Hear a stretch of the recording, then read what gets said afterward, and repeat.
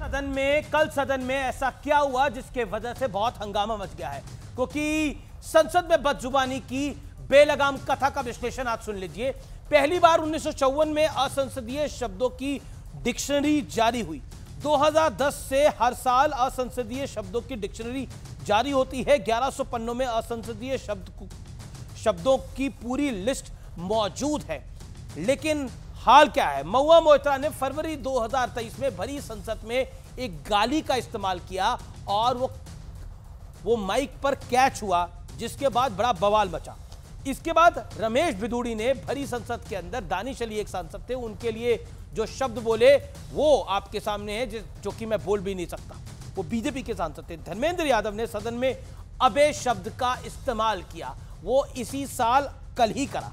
अब मैं आपको बताता हूं अभिषेक बनर्जी और कल्याण बनर्जी। अभिषेक बनर्जी ने संसद में आपत्तिजनक शब्दों का इस्तेमाल तो किया ही किया और टोकने पर स्पीकर से भी उलझ गए। लेकिन कल्याण बनर्जी ने क्या करा? कल्याण बनर्जी ने 24 जुलाई को सदन में बेहद आपत्तिजनक एक शब्द बोला और वो बंगाली में बोला, जिसका अंग्रेजी में और हिंदी में अनुवाद करते हैं तो एक गाली की तरह आता है और बहुत भद्दी, बहुत गंदी गाली।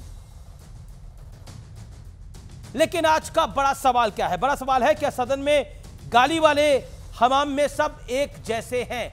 यह आज का बड़ा सवाल है। मेरे साथ चर्चा के लिए कौन कौन जुड़ा है, आइए आपको परिचय करा देते हैं। मेरे साथ डॉक्टर अजय आलोक हैं, भारतीय जनता पार्टी के प्रवक्ता। मेरे साथ विवेक श्रीवास्तव हैं, लेफ्ट के नेता। सत्य प्रकाश मिश्रा हैं, जनता दल यूनाइटेड के नेता प्रवक्ता, उनका अभिनंदन है। मेरे साथ कंचना यादव हैं, आरजेडी की नेत्री और प्रवक्ता, उनका अभिनंदन है। मेरे साथ डॉक्टर अनुराग बोधरिया हैं, समाजवादी पार्टी के नेता प्रवक्ता, आपका अभिनंदन है। लेकिन विवेक जी, जो शब्द कल्याण बनर्जी ने बोले या शब्द जो अभिषेक बनर्जी ने बोले या शब्द जो धर्मेंद्र यादव ने बोले, अबे तबे शब्द ये अलाउड होते हैं संसदीय भाषा के अंदर? नहीं, अलाउड भी नहीं होते हैं और बोलना भी नहीं चाहिए। चाहे ऑपोजिशन की तरफ से कोई स्पीकर बोल रहा हो, उस वक्त कोई मेंबर पार्लियामेंट या रूलिंग पार्टी का हो, मर्यादा हम लोगों को मेंटेन करनी चाहिए। ये बड़ी क्लियर सी बात है और ये अक्रॉस द पार्टी लाइन, हमें चाहे हम रूलिंग पार्टी की तरफ से स्पोक्स पर्सन हो यहाँ पे या ऑपोजिशन से, हमें इसकी निंदा करनी चाहिए, पहली चीज़। दूसरी चीज़, लेकिन इस विषय पे भी आए कि इस तरह का कल्चर अचानक पार्लियामेंट में ये आने क्यों लगा। इसका बेसिक रीज़न ये है कि relations between the opposition party and the ruling party वो कॉर्डियल रहे नहीं है 2014 के बाद से। हमारा ये मानना है कि 2014 के बाद से जो रिस्पेक्ट एक ऑपोजिशन को मिलनी चाहिए एक स्टेट्समैन के रूप में, जो शायद बीजेपी के अटल बिहारी वाजपेयी ने भी दी थी अपने टेन्योर में, वो रिस्पेक्ट ऑपोजिशन के नेताओं को नरेंद्र मोदी की सरकार ने नहीं दी है। कोई भी देश का इशू होता है, हमें इन्वॉल्व नहीं किया जाता। ऑल पार्टी मीटिंग्स बड़ी कम बुलाई जाती हैं। 370 हटाया गया, अन्य बड़े बड़े निर्णय लिए गए, ऑपोजिशन से पूछा नहीं गया। जब कश्मीर जाने की कोशिश करी राहुल गांधी ने, सीताराम येचुरी ने, कॉमरेड डी राजा ने, उनको रोक दिया गया अपने ही देश के अंदर। सीनियर लोग जैसे फारूक अब्दुल्ला हैं, इनको एंटी नेशनल आप कहते हैं और इनको नज़रबंद आप कर देते हैं। राहुल गांधी को, सोनिया गांधी को आप चाइनीज़ एजेंट कहते हैं। लेफ्ट को आप कहते हैं ये चीन के एजेंट हैं और देश तोड़ने पर आमादा हैं।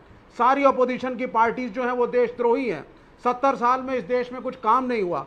तो जब इस तरीके का नैरेटिव रूलिंग पार्टी बनाएगी तो धीरे धीरे करके मतलब आप कह रहे हैं कि होंगे। अटल जी ठीक थे, अटल जी के दौर में ठीक था, लेकिन मोदी के दौर में खराब हो गया। मतलब नरेंद्र मोदी ने बोला धर्मेंद्र यादव को अबे तबे बोलने के लिए, नरेंद्र मोदी ने बोला महुआ मोइत्रा को 2023 के अंदर जो उन्होंने गाली दी वो नरेंद्र मोदी ने बोला।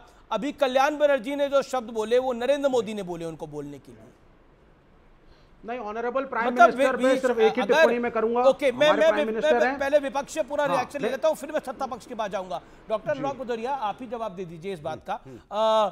धर्मेंद्र यादव जी क्या मोदी जी के संपर्क में है? वो बोल रहे थे उनको अबे बोलने के लिए। देखिए, अबे का मतलब होता है छोटा।